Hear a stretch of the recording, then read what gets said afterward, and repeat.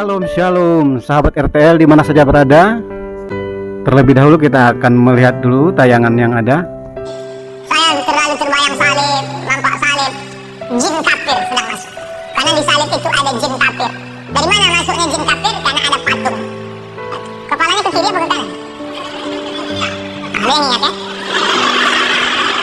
Nah itu ada jin di dalamnya, jin kafir. Di dalam patung itu ada jin kafir. Di dalam patung itu ada jin kafir. Saya sependapat dengan Ustadz tersebut kalau memang di belakang atau di dalam daripada patung-patung itu, ya, patung-patung salib itu bisa jadi ada jin-jin. Kalau kita jadikan itu sebagai keramat, kalau kita menyembah, ya, pada patung itu, pada salib itu, baik dia terbuat dari kayu atau dari batu, kalau kita menyembahnya, kita kultuskan itu, kita keramatkan itu, bisa jadi bahwa patung salib itu bisa jadi ada jin-jin seperti yang firman Tuhan katakan. Dan sebetulnya bukan daripada yang berbentuk kayu, bukan salib yang terbuat dari batu, ya, tetapi yang merupakan keyakinan dan iman daripada kekristenan itu adalah maknanya sebetulnya, ya. Apa sih makna daripada salib itu? Ya, sebetulnya salib itu adalah suatu penistaan, ya. Suatu penistaan. Salib itu menggambarkan tentang kebodohan, ya. Salib itu menggambarkan suatu kutuk dan dosa, ya. Bahkan salib itu adalah merupakan penderitaan. Karena pada zaman itu orang yang disalib, ya, dia mengalami penderitaan yang sangat panjang, ya. Penyaliban itu adalah merupakan suatu cara, ya, menghukum mati seseorang pada zaman itu. Ini adalah proses pembunuhan. Penyaliban itu adalah suatu proses yang panjang menjelang kematian, ya. Dan pertanyaan kita, kenapa sih kalau Yesua itu harus disalibkan? Kenapa Yesua itu harus disalibkan? Karena sebetulnya ini adalah satu-satunya cara Tuhan untuk menyelamatkan manusia. Tuhan tidak punya cara yang lain agar manusia itu diselamatkan, agar kita semua ini diselamatkan. Ini adalah satu-satunya cara Tuhan menyelamatkan umat manusia, ya, yang telah berbuat dosa dan telah kehilangan kemuliaan Tuhan. Dia harus menjadi manusia dan mati sebagai manusia dan dinyatakan sebagai korban yang sempurna, yang tidak ada cacat celahnya. Bahwa Yesua itu adalah merupakan satu pribadi yang setetes darah pun itu tidak mengandung darah atau keturunan daripada Adam, ya. Karena manusia, firman Tuhan katakan bahwa manusia itu telah berbuat dosa dan telah kehilangan kemuliaan.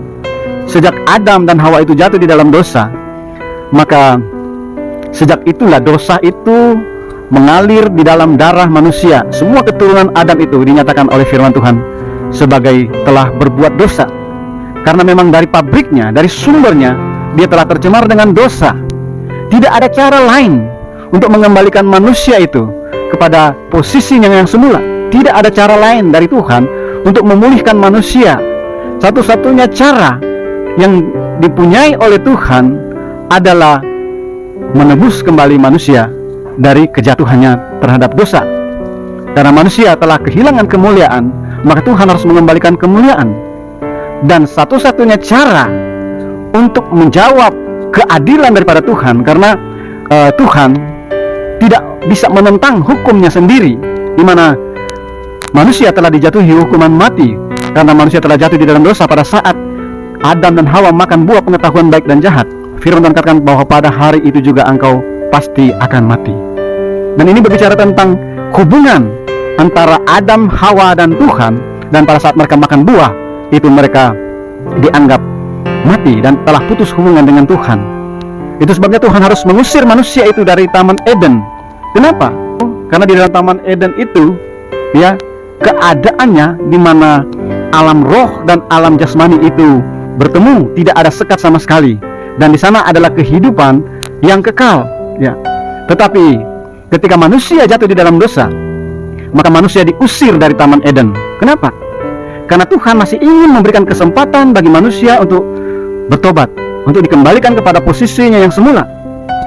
Itu sebabnya Tuhan usir mereka dari Taman Eden, supaya mereka tidak hidup di dalam kekekalan, di dalam dosa, agar mereka tidak makan buah kehidupan sehingga mereka hidup selama-lamanya di dalam dosa. Itu sebab Tuhan harus mengusir mereka keluar dari Eden agar mereka mengalami kesempatan untuk mendapatkan kehidupan yang kekal. Saudara, adalah merupakan rencana Tuhan yang besar karena Tuhan telah menjatuhkan hukuman pada manusia ini sehingga hukuman Tuhan itu tidak bisa ditarik kembali, ya, tidak bisa dibatalkan.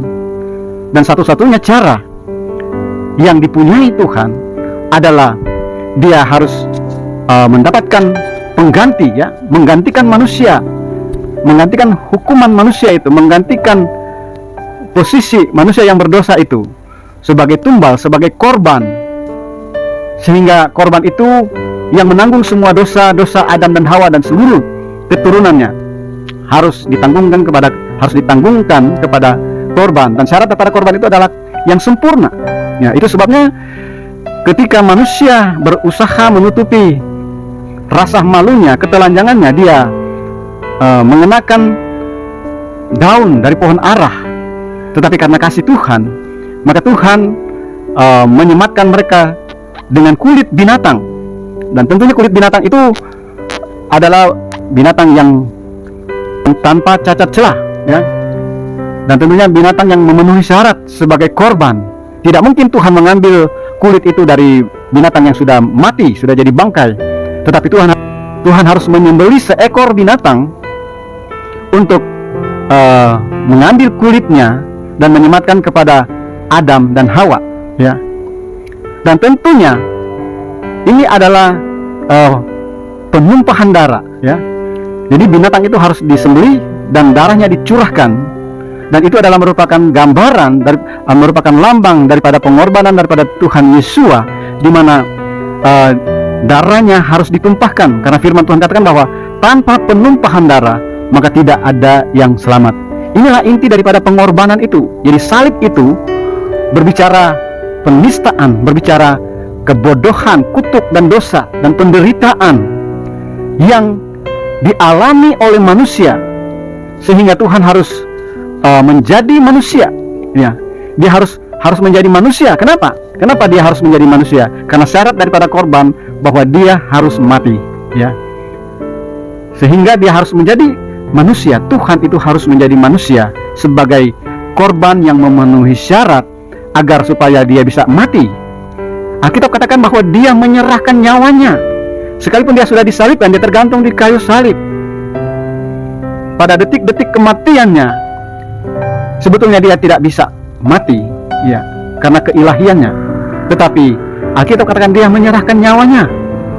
Bahkan firman Tuhan katakan bahwa dia telah menanggalkan keilahiannya. Dia turun menjadi manusia, dan dia memilih manusia dengan strata yang lebih rendah, ya, strata yang paling rendah, yaitu dia mengambil rupa sebagai seorang hamba, dan dia mati di kayu salib. Dan dialah satu-satunya korban yang memenuhi syarat, karena di dalam darahnya itu tidak ada setetes darah pun, darah Adam, yang mengalir dalam tubuhnya, karena dia dikandung daripada Roh Kudus, ya. Menurut penelitian bahwa sisa-sisa darah yang sudah membeku, yang ada di bawah rongga, di dalam celah-celah daripada bukit Golgota itu, ya, celah-celah batunya itu ada terselip darah, sisa-sisa daripada darah Yesus yang sudah membeku. Dan menurut penelitian bahwa sesungguhnya darah itu tidak ada kromosom Y, ya. Artinya apa? Tidak ada sifat daripada ayah, tidak ada mengalir darah ayah dalam tubuhnya, karena dia dikandung daripada Roh Kudus. Tetapi dia adalah manusia. Dia telah menjadi manusia, dia telah menanggalkan keilahiannya, ya, dan dia memilih manusia yang strata yang paling rendah, yaitu sebagai seorang hamba, dan dia menyerahkan nyawanya ketika dia disalib. Itu sebabnya seluruh dosa manusia telah ditanggungkan kepadanya di kayu salib itu, ya. Semua penistaan, perendahan, ya, kebodohan manusia, semua kutuk-kutuk, penyakit dan semua dosa-dosa dan penderitaan manusia itu ditimpahkan kepadanya. Siapakah yang dimaksud dengan ayat-ayat ini di dalam Yesaya pasal yang ke-53 ayat yang 3 sampai ayat yang ke-12? Ia dihina dan dihindari orang, seorang yang penuh kesengsaraan dan yang biasa menderita kesakitan. Ia sangat dihina sehingga orang menutup mukanya terhadap dia, dan dan bagi kita pun dia tidak masuk hitungan. Tetapi sesungguhnya penyakit kitalah yang ditanggungnya, dan kesengsaraan kita yang dipikulnya, padahal kita mengira dia kena tulah, dipukul dan ditindas Tuhan. Tetapi dia tertikam oleh karena pemberontakan kita, dia diremukkan oleh karena kejahatan kita. Ganjaran yang mendatangkan keselamatan bagi kita ditimpahkan kepadanya, dan oleh bilur-bilurnya kita menjadi sembuh. Kita sekalian sesat seperti domba, masing-masing kita mengambil jalannya sendiri, tetapi Tuhan telah menimpakan kepadanya kejahatan kita sekalian. Dia dianiaya, tetapi dia membiarkan diri ditindas dan tidak membuka mulutnya. Seperti anak domba yang dibawa ke pembantaian, seperti induk domba yang keluh di depan orang-orang yang menggunting bulunya, ia tidak membuka mulutnya. Sesudah penahanan dan penghukuman, ia terambil. Dan tentang nasibnya siapakah yang memikirkannya? Sungguh ia terputus dari negeri orang-orang hidup, dan karena pemberontakan umatku, ia kena tulah. Orang menempatkan kuburnya di antara orang-orang fasik, dan dalam matinya ia ada di antara penjahat-penjahat. Sekalipun ia tidak berbuat kekerasan, dan tipu tidak ada di dalam mulutnya, tetapi Tuhan berkehendak meremukkan dia dengan kesakitan. Apabila ia menyerahkan dirinya sebagai korban penebus salah, ia akan melihat keturunannya, umurnya akan lanjut, dan kehendak Tuhan akan terlaksana olehnya. Sesudah kesusahan jiwanya, ia akan melihat terang dan menjadi puas. Dan hambaku itu sebagai orang yang benar akan membenarkan banyak orang oleh hikmatnya, dan kejahatan mereka dia pikul. Sebab itu aku akan membagikan kepadanya orang-orang besar sebagai rampasan, dan dia akan memperoleh orang-orang kuat sebagai jarahan, yaitu sebagai ganti karena ia telah menyerahkan nyawanya ke dalam maut. Dan karena ia terhitung di antara pemberontak-pemberontak, sekalipun ia menanggung dosa banyak orang dan berdoa untuk pemberontak-pemberontak.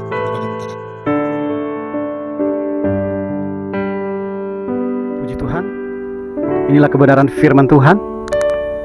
Kita sebetulnya tidak harus tersinggung dengan orang yang menyatakan bahwa ada jin ya di patung salib itu, karena memang demikianlah kenyataannya sesuai dengan kebenaran firman Tuhan.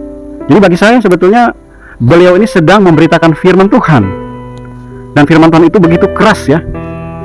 Dan saya percaya bahwa bagaimanapun ini adalah merupakan satu kebenaran ya. Untuk potongan daripada video ini, saya sebetulnya sependapat dengan Ustadz ini ya, sama dengan Ustadz ini, bahwa memang benar ada jin di balik daripada patung-patung ya, yang disembah. Bukan saja patung-patung, tetapi di bawah pohon yang dikeramatkan, di kuburan-kuburan yang dikeramatkan, di bawah kaki gunung, batu-batu yang besar yang dikeramatkan, dan apapun yang menyerupai ya, segala benda-benda yang dikeramatkan.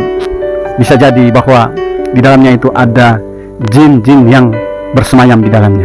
Dan ini merupakan satu kekejian bagi Tuhan jika ada orang-orang Kristen yang menyembah patung-patung.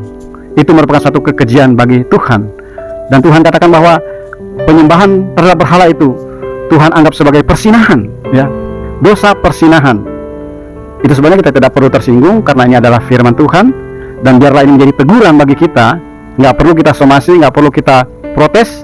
Dengan segala rendah hati kita harus menerima kebenaran ini, dan biarlah kita kembali kepada iman kita yang sejati, untuk meyakini, mempercayai makna daripada salib itu memang benar, bahwa salib itu satu kehinaan ya, satu penistaan, satu kebodohan. Salib itu menggambarkan kutuk dan dosa dan penderitaan. Tetapi justru di sanalah kita menanggalkan semua penderitaan, semua penistaan, semua kebodohan, kutuk dan dosa-dosa ya, ditinggalkan di kayu salib, karena Tuhan Yesus sudah memikulnya bagi kita ya, agar supaya kita diselamatkan. Terima kasih buat kesetiaan saudara menyimak firman Tuhan. Yesus memberkati. Shalom, shalom, shalom. Haleluya.